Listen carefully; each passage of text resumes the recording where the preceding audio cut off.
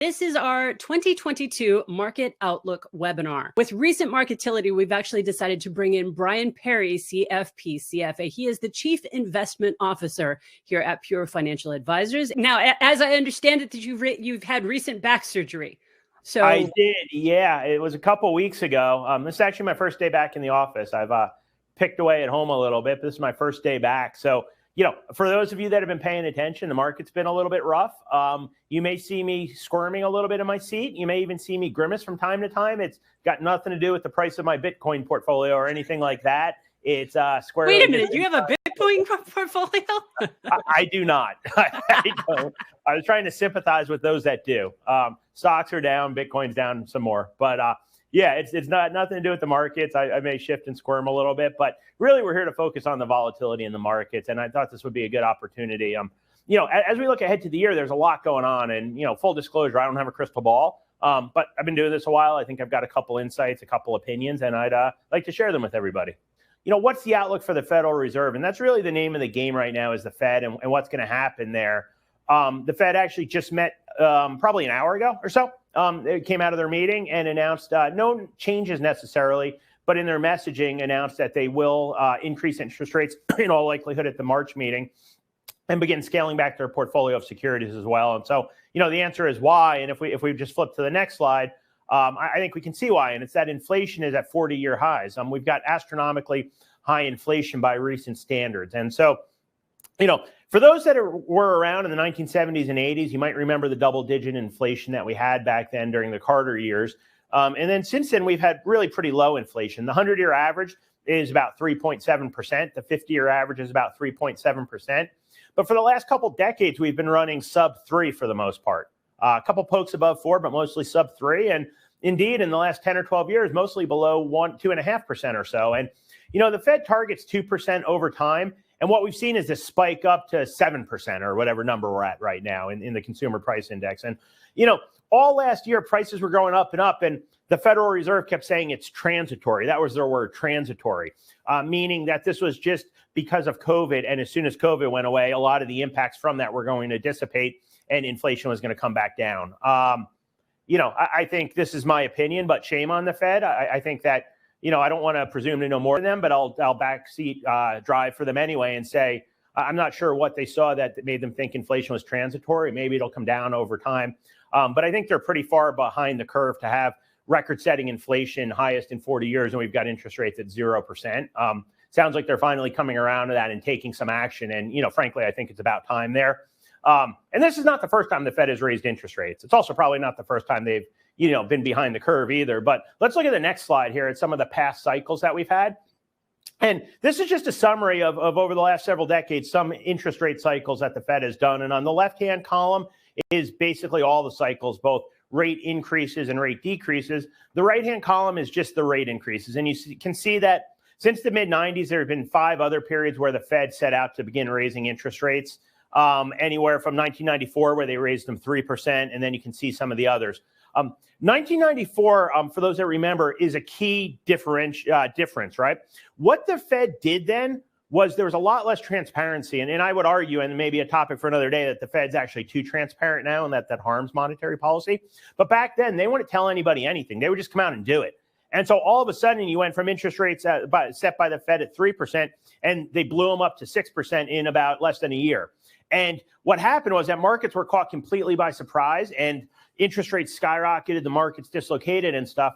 Since then, the Fed has begun to communicate their intentions a lot more. So if you look at subsequent interest rate cycles, the Fed tends to tell you what's going to happen, what they're planning. And right now, what they've told us is that in all likelihood, they'll begin raising interest rates in March at a quarter-point clip and do 3 more increases across the course of this year. A lot of market professionals are saying 4 increases. I would tend to say, you know, probably 3 would be a minimum, 4 or even more would be likely, just given where the economy is. So unless something changes drastically, we are in for higher interest rates going forward at the short end. So the Fed only controls the short-term overnight lending rate. Markets determine those longer-term interest rates. And so let's talk a little bit, slide on to our next question here. You know, the reason the Fed is raising interest rates, like I said, is inflation. And so the question is, how do you protect against inflation? And really, the answer, and it's boring and dull, but it's a diversified portfolio. And we get questions, hey, should I buy gold as an inflation hedge? I don't know.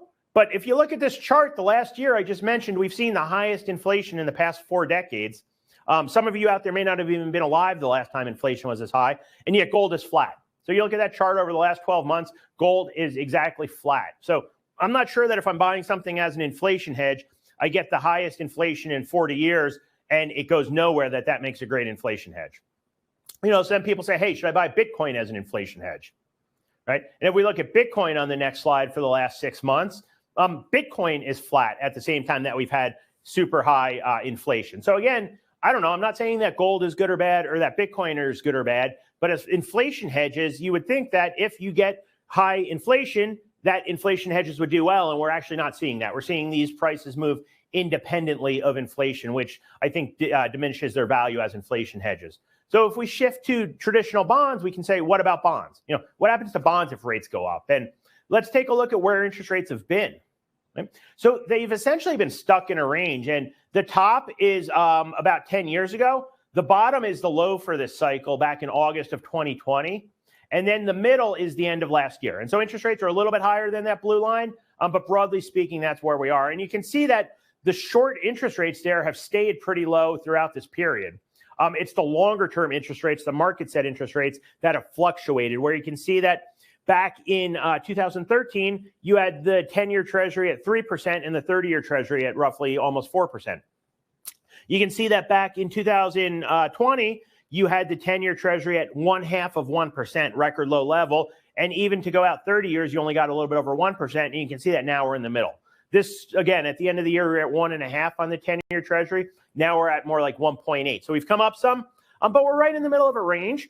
And I don't necessarily know if interest rates need to go outside of this range. We've been between, again, that top line and that bottom line. I do think that bottom line is artificially low based on a global pandemic and also extraordinary monetary action.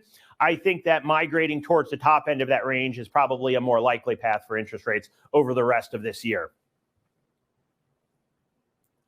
Right? So even if we move towards the higher end of that range, we're still in a relatively low interest rate environment. And so we always get the question of, how do I find yield? How can I get income from my bonds in this environment? And we can ignore for the moment the top part of this chart and just focus on the bottom part, which looks at different asset classes and the kind of yields they provide. And again, these are yields as of the end of the year. So some of these are a little bit higher now. But you can see as you shift to the left-hand side of that chart, emerging market bonds, US dollar denominated, 5.3%. Preferred securities, 4.5%, and high yield bonds, 4.2%. Again, they're a little bit higher now. The point is, look at how much higher those are than a lot of other asset classes. And so what we've been recommending to some of the folks that we work with that can take a little bit more of an aggressive stance in their fixed income portfolio is maybe it makes sense to sprinkle in a little bit of these emerging market bonds, these high yields, these preferreds. It's a way to pick up the income of your bond portfolio a bit. Now, full caveat, it's really important to know those asset classes are much, much more volatile than your traditional short-term high-quality bonds.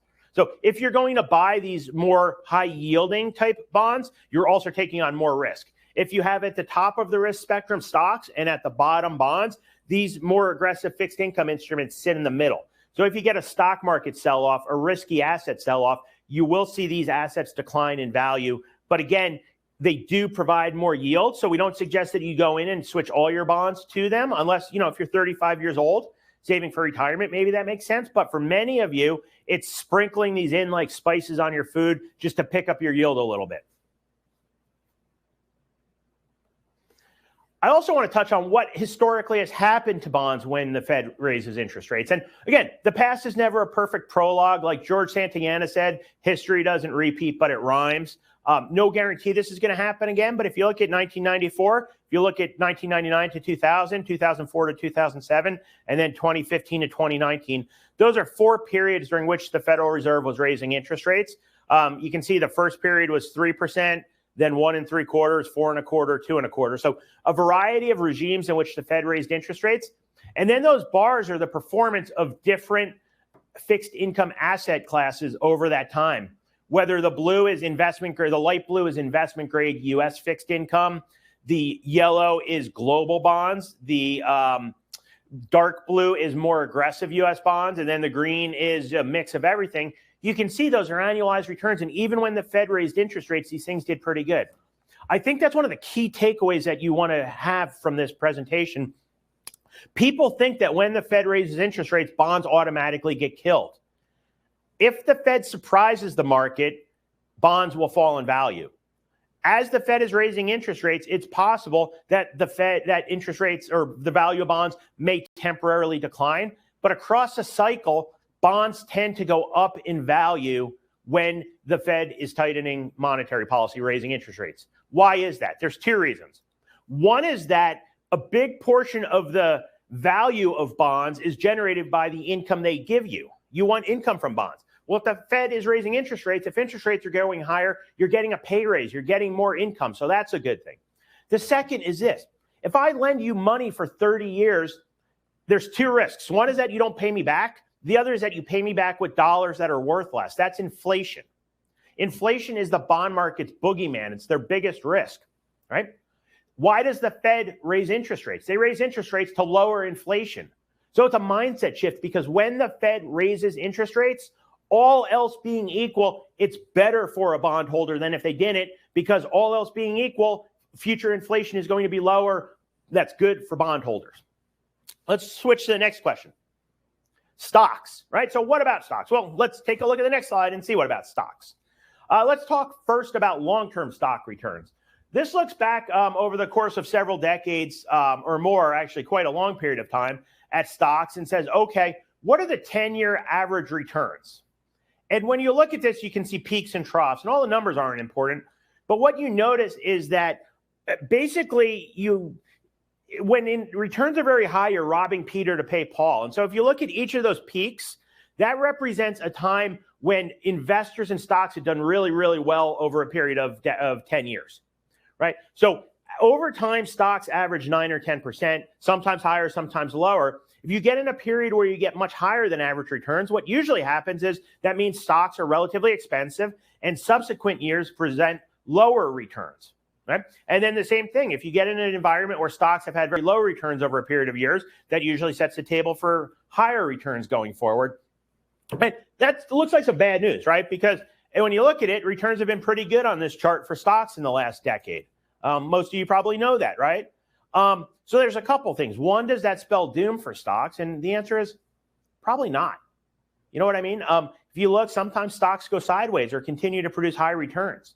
I think you still need to be invested in stocks, but the question then becomes a little bit about what kind of stocks, right? So we can talk a little more about the different kinds of stocks that are out there and what the outlook for the stock market might be. Before we get to that, though, I think it makes sense to talk about why returns have been so good in the last decade or so. Across the bottom there in the light gray, that's the Federal Reserve's assets. That's the liquidity they've been pumping into the market by buying securities. And you can see it was pretty consistent, pretty flat until the aftermath of the financial crisis. We jumped up in 2009 and then continued at very high levels throughout the subsequent decade. And then with the COVID crisis, we jumped again. And so huge injection of liquidity by the Federal Reserve, right? The blue line is commodities. And you can see that the Fed, what they've been doing has had very little impact on commodities. Then you look at the purple line. The purple line is bonds. And again, you can see that the Fed hasn't had much of an impact on bonds. But look at the red line. That's the S&P 500, right? Look at what the S&P 500 has done in the last 25 years.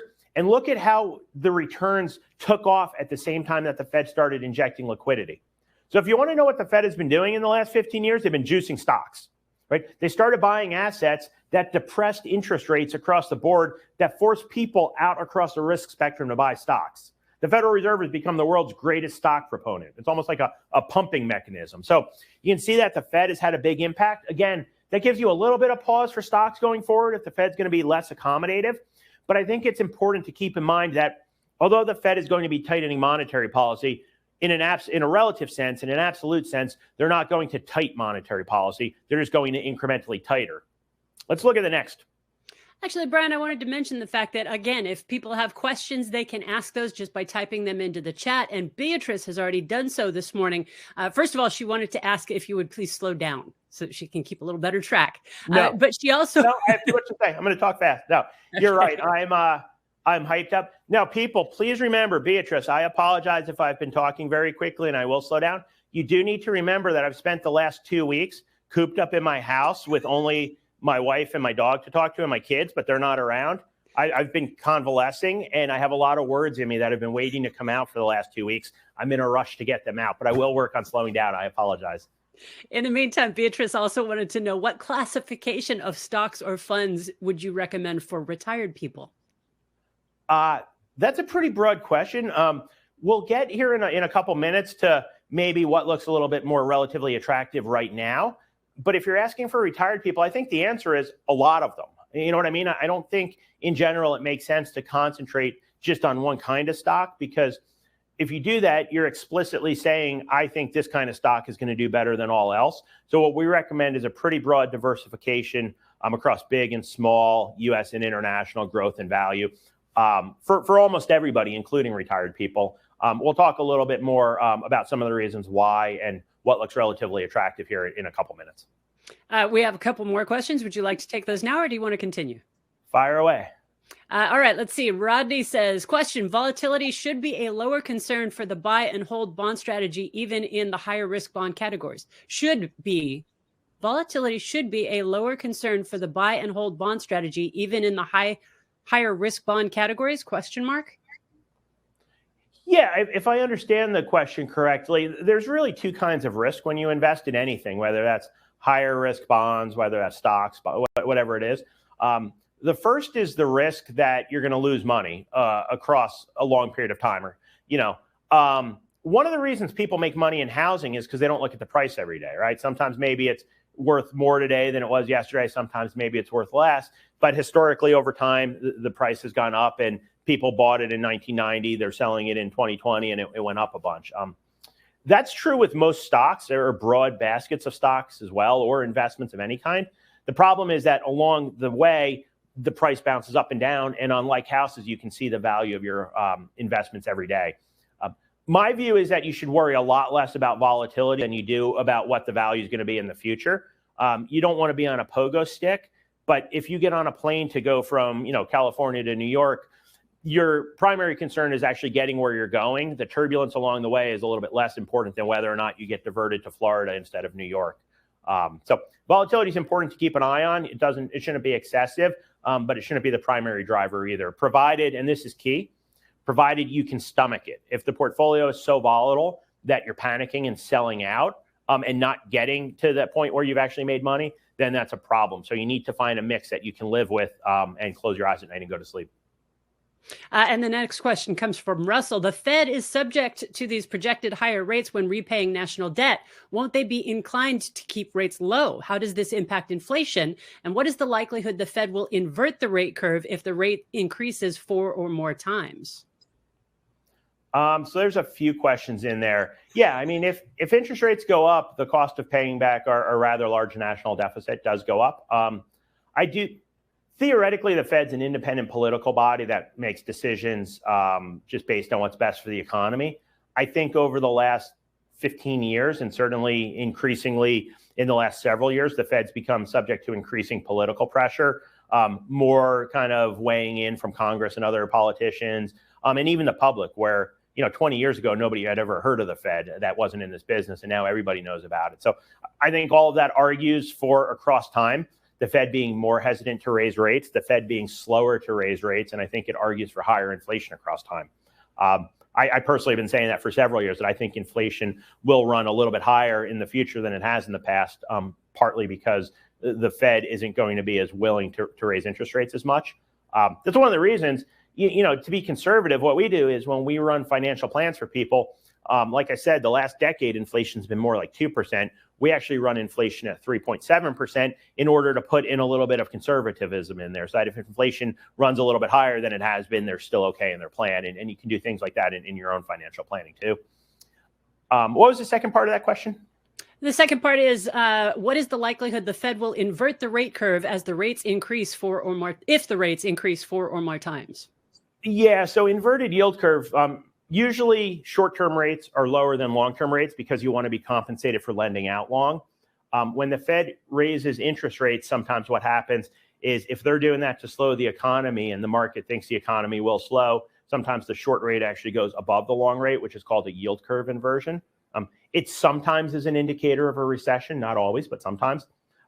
My guess is if they raise interest rates 4 times, they will not invert the yield curve, because that would put the short-term rates at about 1%. I don't see long-term rates coming down that low unless COVID absolutely surges and we all have to go back home and the economy just craters. I think long-term rates, if anything, will continue to hold steady or even go up a little bit, and you might actually see a steeper yield curve as opposed to an inverted yield curve. That's speculation on my part, but that would be my best guess. Sharon would like to know, why are the markets so volatile right now? Yeah, good question, Sharon. There's 2 reasons. I'll give you the answer nobody ever wants to hear first, and then I'll tell you what the story is. The reason is because sometimes markets go up and sometimes markets go down. It's just the nature of things that sometimes there are more buyers and sellers. Sometimes people are worried about stuff, and then it begins to feed on itself. But as market participants or as market professionals, we need to craft a story to it, or a proximate cause. And I think that there are a couple proximate causes right now. One is some of the tensions over the Ukraine and whether or not Russia will invade. One is just uncertainty around COVID and the Omicron variant and what that means and stuff like that. But the biggest one is the Federal Reserve and interest rates. A lot of times what happens is that as the Fed moves closer to tightening monetary policy, you see volatility. One of the downsides, I said that it's good that the Fed telegraphs what they're going to do. It doesn't surprise markets. But one of the downsides is that once they start telegraphing, the market almost starts to price in those rate increases. So it kind of moves it forward and leads to some volatility. I actually, and I said this last year, I think in the year-end wrap-up, I think 2022 will be more volatile. 2021 was an unusually calm year for financial markets. I think 2022, I'm not saying it's going to be a bad year. I could certainly see reasonable returns in markets, but I just think it's going to be a bumpier ride. So it's going to be, again, important for people to find a mix they can live with and sleep with even through the ups and downs, because I think the outcome will be okay. But I do think we'll see more volatility as the Fed begins raising interest rates, as markets begin to more closely track inflation and what's happening there. What's the latest inflation print as COVID continues to evolve, geopolitics. I think there's a number of things that could cause markets to be volatile. Not to mention the fact that by a lot of measures, some parts of the stock market are somewhat expensive, which enhances volatility too. We've definitely started the question asking bug. We've got a lot of questions here. Sam says, what frequency of evaluation of volatility should one look at in determining how aggressive you want to be for long-term investment in stocks, but also bonds? Yeah. Well, I think it starts with really, I would almost flip that question on its head and say that it starts with what return do you need to meet your goal? So really, and again, it gets back to my travel analogy, where if you're going on vacation, the most important part is not the traffic delays or the setbacks. It's whether or not you actually get to your vacation destination. So I think it's what's your financial goal and what return do you need? And then what's going to happen is that there's going to be a combination of portfolios. It fits on what's known as the efficient frontier once you run a capital assets pricing model. And what that is different mixes of stocks and bonds or cash or real estate or whatever that would theoretically get you. Let's say you run your projections and you decide you need 7% from your portfolio over the next 20 years to meet your goal. Well, 100% stock portfolio will probably get you 7%, right? A 90% stock portfolio will probably get you 7%. A 50% stock portfolio probably, if history is any indicator, won't get you 7%, right? So there's portfolios you need to exclude because they won't get you where you want to go. But then there's a bunch of portfolios that will. And then you start looking at, okay, well, how important is it for you to sleep at night? Because usually you want the least amount of risk possible. So maybe that's 70% in stocks instead of 90, right? Because it's a little bit less risky. Maybe you're like, hey, I'm okay taking a little more volatility because I want to leave more money to my kids once I'm taking care of some. Then maybe you get a little bit more aggressive. So I think it starts with the required rate of return. And then in general, it's the least amount of risk possible and the most kind of sleep at night money, the most safe money as possible. But again, individual considerations could shift that a little bit. All right, I've got 2 more questions for you before we get back into the slides. Following on from that, Stephen says, is it prudent then to ask my financial advisor to buy on the dips with new money in this environment? I would say yes. Again, Stephen, not knowing your exact situation, again, I hate to caveat it, but it depends a little bit on your time frame and, this and that. But in general, dollar cost averaging is a really good investment strategy for people that are accumulating. That's one of the reasons 401ks are pretty powerful, right? Where you have money going in every paycheck. You're buying when prices are high, but you're buying more shares when prices are down, and over time that tends to work out. Again, I'm not calling a bottom here. I wouldn't be surprised to continue to see volatility, at least in some of the large cap US companies. But I do think if you have a long-term time horizon, buying a little bit, and that's what I usually do, is I'll buy a little bit every time the market falls, 5 or 10%. If I have any cash, I'll put a little bit. Maybe I won't commit all of it, but I'll commit some of it at a time. And then one more question before we get back to the slides. James says, if interest rates keep moving up, what will happen with housing? Will we have another crash like in 2008 and 2009? Yeah, that's a great question, and one we get a lot. I think so. Again, this is just my opinion. Rising interest rates are a problem for the housing market, right? It leads to higher mortgage payments, but it's also happening at a time where you have exceptionally high house prices. And so I think there's a little bit of a conundrum where affordability becomes an issue. That if there was a $500,000 house 3 years ago that is now $750,000, that may still marginally be affordable if interest rates are really low. But if mortgage rates go to 4 or 5%, all of a sudden, can people afford that house price? So I could see housing softening a little bit. Maybe it stops going up as quickly as it has. Maybe it kind of moderates or even steps back a bit. I don't necessarily know if we'll see a housing crash, at least broad-based. And the reason I would say for that is just supply and demand. One thing that you saw in 2007, 2008 was rampant overbuilding and a ton of supply. Right now, we don't have a lot of building going on. The supply of homes on the market is at all-time lows. And there's a lot of demand from household formation among millennials and stuff like that. So I think there is a little bit more of a floor under housing than there was in 2008. There's also a lot less crazy mortgage products, no interest down, ninja loans and stuff like that are a lot less common now. So I could see housing softening. And in fact, I'd probably call for housing to moderate at best and soften at worst, but I don't see a collapse like 2008. All right, so let's get back to the slides. We left off with what about stocks right now? Yeah, and so we talked a little bit about that. Let's take a look at the next slide here. Okay. I mentioned the stock market sell-off, down, 12, 13, 14%, depending on when you measure it, what index you're looking at, but certainly been a rough month for stocks, and the worst January, I think they say, since 2008 or something like that. So it's been a tough start to the year. But let's look under the hood a little bit at that. All right. And I think it's important to remember that stock market declines are really common. So this chart, there's a ton going on, and there will be a quiz on whether or not you've memorized these numbers. Right. The gray bar on this slide is the stock market performance every year since 1980. And again, I'm going to spend some time talking about different kinds of stocks. Right now, when I say stocks, I'm talking about the S&P. So the gray is the performance for the year. The red is how much the stock market fell at some point during that year from top to bottom, right? And you can see that in almost every year, including all those years where stocks were higher, you had a point at which stocks fell pretty significantly, right? You'd have a year where the market was up, was flat, but at some point it was down 12%, or it closed up, 20%, but at some point fell 30% and stuff like that. So the point being that market declines are really common. Last year, again, was unusual in that the worst decline we had was 5%. But what we're seeing right now is completely normal. And in fact, even if it were to continue into a bear market, which is generally down, considered more than 20% decline, that's still relatively common. So I don't think market declines are a cause of panic as long as you have, again, that proper asset allocation in the stomach to withstand it.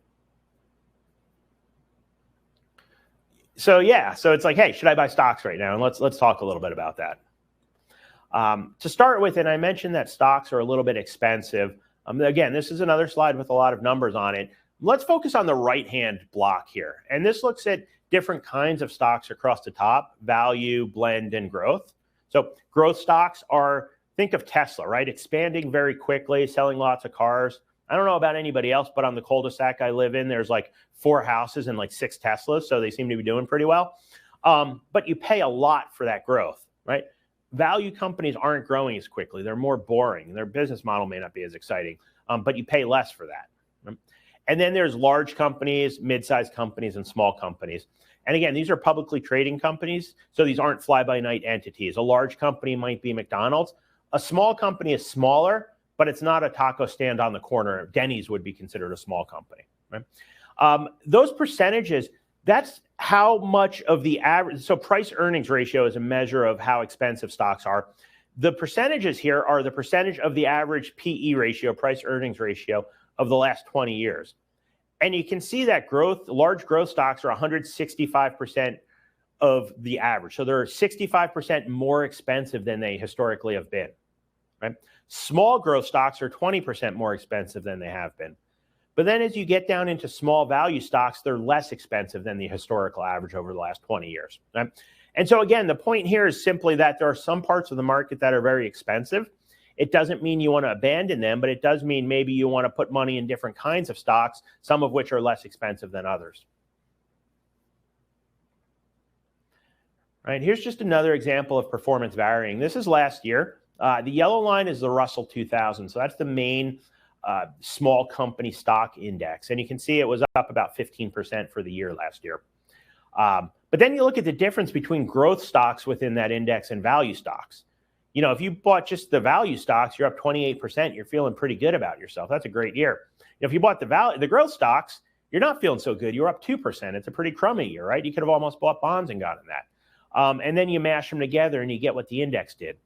Again, this is just an example that performance varies. And the reason we hammer away at this is because a lot of people focus just on growth stocks, because a lot of times they're the names in the press. They're the companies people are hearing about on CNBC and stuff. And while recent performance sometimes might be good, that's why they're being talked about, a lot of times as you stretch out the time horizon, the performance isn't quite as good.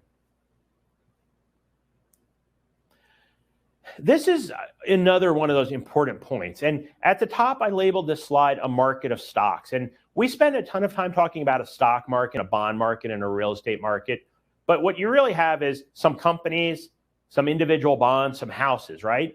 And it's a market of stocks, not a stock market. And the reason I say that is when you start to go out, a lot of people want to go out and pick their individual stocks and buy this company or that company. And if you're really good at it, then have at it, right? It's an extremely rare skill. And those that can better pick the best stocks, a lot of times they're paid tens or hundreds of millions of dollars a year. You know what I mean? Because it's really, really difficult to do. And then there's the indexes. And when you look at like the indexes right now, and this is as of last Friday, the numbers are a little different now. But look at the year-to-date return in the left-hand column of the S&P, the NASDAQ, and the Russell. S&P down 8%, NASDAQ down 12%, Russell down 12%. Again, they're down a little bit more now. But as we flash forward to the second from the right-hand column, at least a 20% drawdown from a 52-week high. So 20% decline is generally considered a bear market. So while the indexes aren't in a bear market, they're only down a little bit over 10%. Look at the number of the stocks within the index. In the NASDAQ, 3/4 of the stocks, and in the Russell, 4/5 of the stocks are down more than 20% in the last year. Right? So while the indexes have been doing okay, under the hood, a lot of the companies have been doing pretty crummy. If you look at a 50% drawdown, almost half the companies in the NASDAQ are down by half in the last year. Right? At the same time that the NASDAQ was up last year, a lot of the companies in it were falling, and it's because it was being dominated by a handful of companies. Now, and the lesson from there is that if you owned just the right companies, if you only owned Microsoft and Amazon last year or whatever, you probably did pretty well. But how often and how consistently can somebody pick the single best stocks as opposed to maybe somebody was in, hey, the stocks that were down 50%, and all of a sudden that meaningfully changes their finances? I'm not here to argue against picking individual stocks. I'm just saying that if you want to go that route, a lot of times what makes sense is a core satellite approach where the corpus of your portfolio is maybe indexes or broad-based mutual funds that represent the universe, and then you sprinkle in individual stocks so that if you're right, it enhances performance, but if you're wrong, it's not catastrophic to your future. So have all stocks done well? Well, I just answered that question saying, not really, right? The NASDAQ index has certainly done well. You can see the spike there in 1990s, then the sharp decline, and then you can see the ramp up to where back in the 1990s, the value of the S&P was the value of the NASDAQ was 3 times that of the S&P. And then it fell to about equal, and now you can see it's back to about 3 times. So tremendous rally in the NASDAQ over the last 15 years or so. Again, it gets back to that old adage. When things go down a lot of times there's value. The NASDAQ collapsed in the early 2000s, and then it's done really well. Similarly, a lot of times when things are at very high levels, they don't do as well.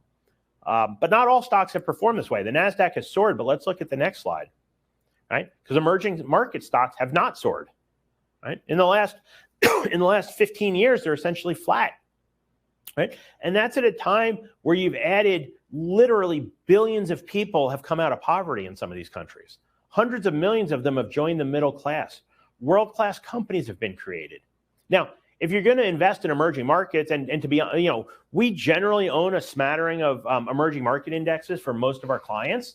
I personally own emerging markets. I think they're less expensive than most developed markets at this point. They haven't done as well, but I think they're poised to do well going forward.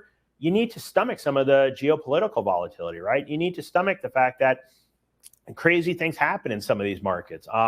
I mean, to be fair, crazy things have happened in the U.S. in the last couple of years too. So maybe emerging markets aren't unique in that regard, but you need to buckle up for a bumpy ride if you're going to invest in emerging markets. But I think, for instance, that's an area where you could potentially get some more growth and you're not paying as much for stocks. So, Brian, we actually do have a question on that, and I think you may have just answered that, but Greg wanted to know, why would you want to invest in emerging market stocks? With Russia about to invade Ukraine and China seems to be clamping down on capitalism, what would be the benefit of having emerging market stocks at this point? Yeah, that's a really good question. I think a couple things. One is, although we still use the term emerging markets, the reality is that these countries don't necessarily have anything in common with each other that we lump together. So Brazil is an emerging market, and so is China. Those two countries don't really have a whole heck of a lot in common. If you look at like the Czech Republic doesn't have anything in common with South Africa, and they're both in the index. So you could go out and you could try to pick like just one country. Like South Africa isn't about to invade Ukraine, and it probably won't affect them at all, right? Or you could buy a broad basket of companies and say, hey, I'm going to have some that have something going on right now, like China, and some that don't. The other thing I think you can do is you can look at smaller companies. So especially in a place like China, when you look at where the government comes in and gets involved, a lot of times it's the higher profile companies that are really prevalent in society and stuff like that. And the government comes in and kind of stamps down on it or tries to dictate what they're doing for social purposes. Smaller companies can fly under the radar. They're a little less subject to state oversight. And so I think small company stocks in emerging markets are a great place to be. I also think, honestly, and I'll just reiterate this, is going in that it's going to be a bumpy ride and that there are going to be some political things that are going to happen. And you even know that one of the countries, if you invest in 20 emerging market countries, a few of them may collapse or something bad may happen. I mean, it doesn't mean they're never going to come back. I mean, Argentina and stuff like that has gone bankrupt half a dozen times, right? And then they come back. As long as the companies within there survive, you're okay. You're not buying a country, you're buying a company. Any one company could do poorly, but I think in most of these countries, the companies that have been built have reached a level where they're going to continue to succeed. And I think consumers are going to demand access to their products. And I think that cat is out of the bag and can't be reversed, even in China. Patricia follows on from that with, if the markets are going crazy and the world is so uncertain, why doesn't it make sense to just sit in cash until things calm down? No, I think it absolutely makes sense to sit in cash. I think you definitely don't want to invest when there's an election in the U.S. You don't want to invest when there's turmoil abroad. You don't want to invest when the economy might be slowing down or speeding up. The problem is that you would never invest, right? If you waited for those conditions. And I don't mean to be glib about it, but the problem is that the future is always uncertain. So I always use the example. I'm sitting here at this desk, and back in October of 1962. Kids were hiding underneath their desks because the world was on the brink of nuclear war. The generals in Cuba for the USSR had orders to launch nuclear missiles at the United States if U.S. troops set foot on Cuban soil. The world was this close to nuclear holocaust, right? At that time, the future was about as uncertain as it could ever possibly be. The Dow was at about 600. Since then, we had Vietnam. We had Nixon impeached. We had social unrest in the 60s. We had stagflation in the 70s. Reagan got shot. We had deficits out of control. We had Clinton got impeached. We had the tech collapse. We had the collapse of the Berlin Wall and communism, right? 9/11, on and on and on. Coronavirus, and yet the Dow was at 600 back then, and despite all this uncertainty, today it's at 35,000 or something like that. So you've seen this tremendous growth despite uncertainty, and as investors, a big part of our job is essentially to hold our nose, close our eyes, and just deal with it. We have to understand that there's always going to be uncertainty, and that's part of the price for investing in stocks. That's why they pay, 9 or 10% historically over time, as opposed to cash, which pays 1 or 2% over time and doesn't even really keep up with inflation. However, you need to be strategic and not put all your money in stocks. You need to have, in a lot of cases, a sprinkling of those other asset classes that are going to let you sleep at night and serve as emergency reserves if stocks are down at a time that you need to access your portfolio. And then we have one more question before we get back into the slides. This is from Rick. What impact do you think that day traders are having on this market? Yeah, I mean, we all know it was about a year ago that the meme stocks really became a thing. And I'm going to be honest, I'm of an age, I don't even know what a meme is. But I do know that AMC and GameStop and some of them went crazy. These companies that at the time were struggling to survive saw their stock prices go up, from a couple dollars a share to $500 a share in the case of GameStop, driven mostly by retail traders. I think retail day traders can have a significant impact, as evidenced by GameStop, for instance, on a particular company or a smaller index for a period of time. So in the instance of GameStop, if you were short GameStop, they would have driven you to sell the stock or go bankrupt kind of thing, right? But over time, that impact diminishes. I think, day trader. So there's a famous saying, and it's that in the short term, the market's a voting machine, but in the long term, it's a weighing machine. And I think that's important to remember. So day traders can vote in the short term and they can have an impact on price movements. If you're truly an investor and your time horizon stretches into years or decades, in that case, day traders don't have much of an impact. You're really looking at weighing the fundamentals. And if the fundamentals improve over the course of years and decades, you're probably going to be okay. The day traders can cause some volatility, but they're not going to impact long-term value. All right, let's get back into those slides. What's next for 2022? Oh, let me get out my crystal ball. I need like a Swami hat. If anybody remembers that old, I think it was Chris Berman. Karnak the magician. Yeah. Or Chris Berman. I think he used to put on like a Swami gig and he'd predict who was going to win football games and stuff. Hopefully everybody caught some of those games last week and there was some excitement going on. So what's next? Well, one thing is we have another election coming up. It seems like we just had one and here we go again. We're going to ramp up for the midterms. I'm not going to get into a political debate here. Right now we have Democrats in the White House as well as both houses of Congress. Who knows what will happen in the fall? I'm sure that we'll have more comments and updates on that as we get closer. But in the meantime, I just think it's important to look at a chart that says in blue here, that's when Democrats are in control of both houses. Solid red is Republicans, and the lines, the stripes, are when you had split Senate and the House. And then you look at the performance of the markets over the last 70, 80, 90 years, and you see that it's a pretty significant upward trend. And I don't see a lot of correlation between who's in office and the direction of the stock market. Long-winded way of saying that, yes, we're going to have another election.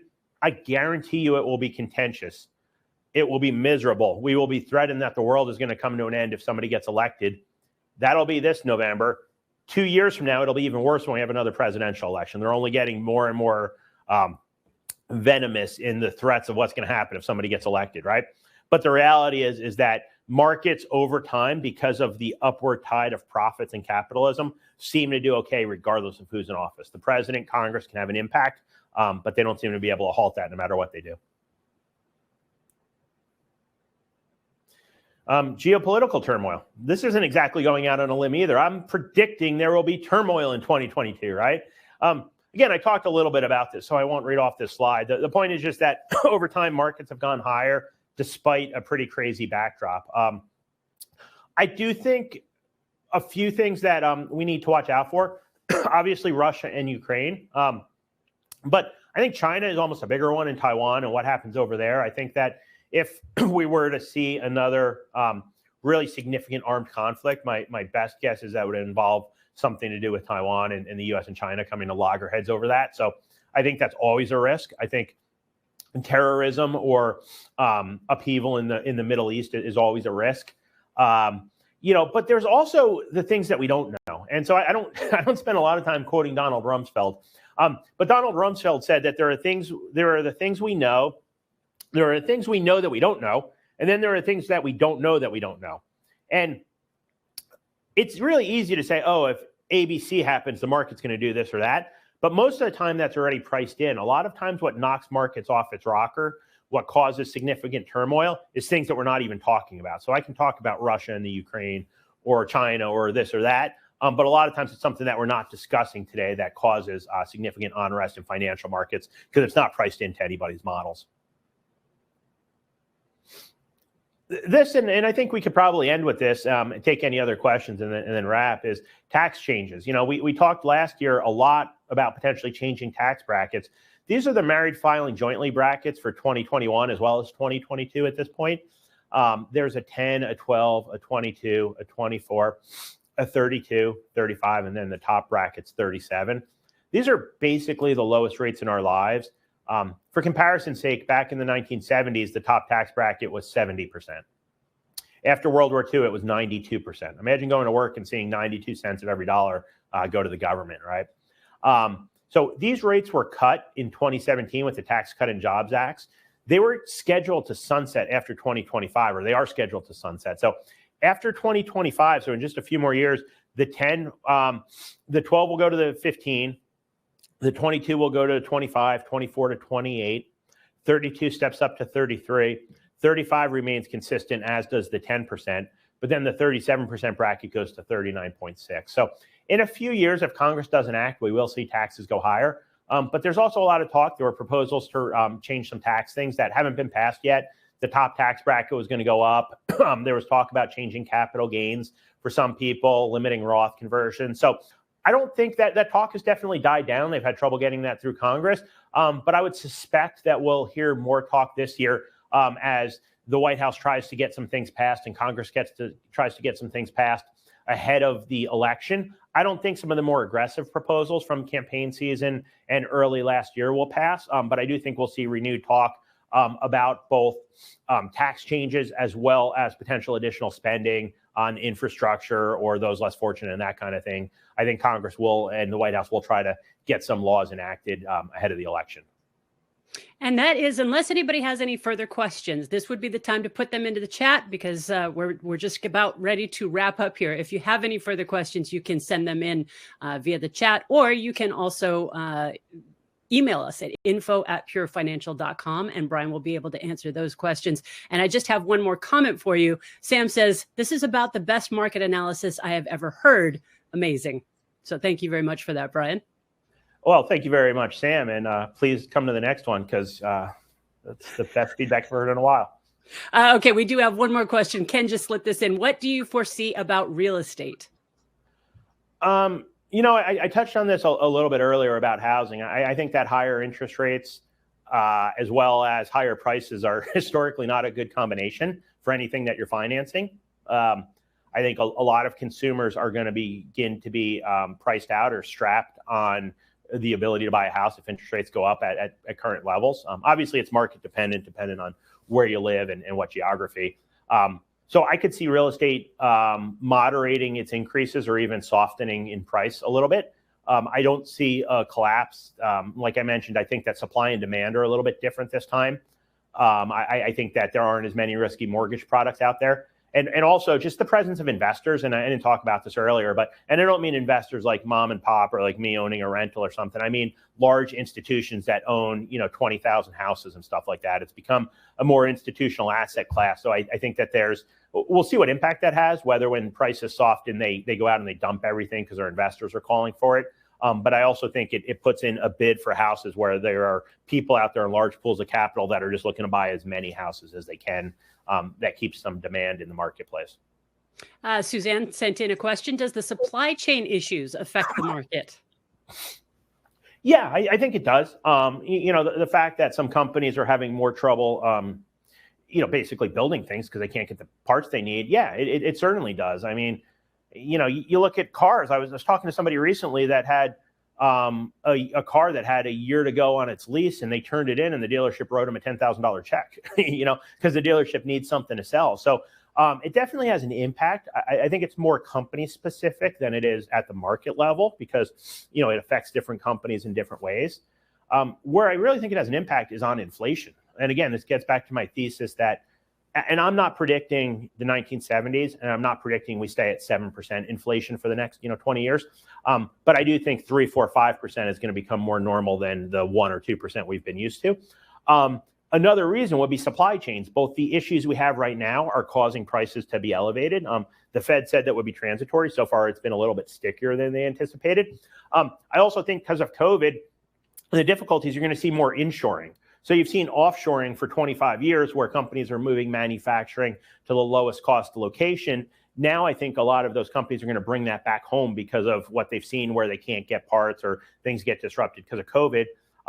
There's pros and cons to that, but one of the cons is that the cost of building some of those components might be higher in the US than it is in Vietnam or something like that, which eventually those prices either get passed on to consumers or margins get compressed. And I think it's probably a little bit of a combination of both as far as how that flows through.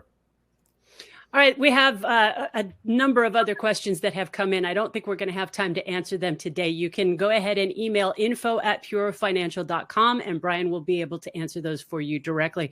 Brian, thank you so much for taking the time today. Given your condition, thank you for coming back to work and putting forth the effort to make sure that everybody has what, like I said, what Sam called the best market analysis he's ever heard.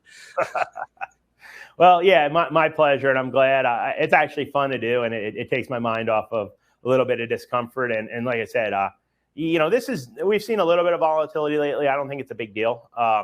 We'll see. Markets go up, markets go down. I think the key is to spread things around a little bit and not get too over concentrated in what did best last year or the year before. That's how people really get in trouble. Or by being more aggressive. There's the risk tolerance people think they can have, and then the risk tolerance they actually can have. And when there's a disconnect there, it never ends well because somebody takes on more risk when times are good and all of a sudden punches out when things are bad. And that's how people lose money over time in general. So, but my pleasure. I hope everybody enjoyed this. Thank you, Sam. Sam, my fan. Yeah, any questions, please email them and I'm happy to answer them. And we'll probably be back here, I'm guessing, in a month or so to do this all over again. And I'm sure the world will be in some ways the same and in some ways very different a month from now than it is today. That's the beauty of living in a rapidly changing environment. So I'm going to let you go right now, Brian. Thank you very much. You can't control the markets or legislation, but armed with the right information, you can control your plan for your investments and your retirement. Sign up for a free financial assessment with one of the experienced professionals at Pure Financial Advisors to take a deep dive into your entire financial picture. This assessment is tailored specifically to your current situation, your tolerance for risk, and your needs and goals for retirement. We aren't going to sell you anything. Pure Financial is a fee-only financial planning firm. We don't sell any investment products or earn commissions. Pure Financial is a fiduciary, meaning we are required by law to act in the best interests of our clients. Get your appointment scheduled before our calendar fills up. Just click the link and choose the day and time that works best for you. It's an online video meeting via Zoom, so it doesn't matter where you are in the country. Click the link and schedule your free financial assessment now. Thank you all so much for joining us today. This has been a presentation of Pure Financial Advisors.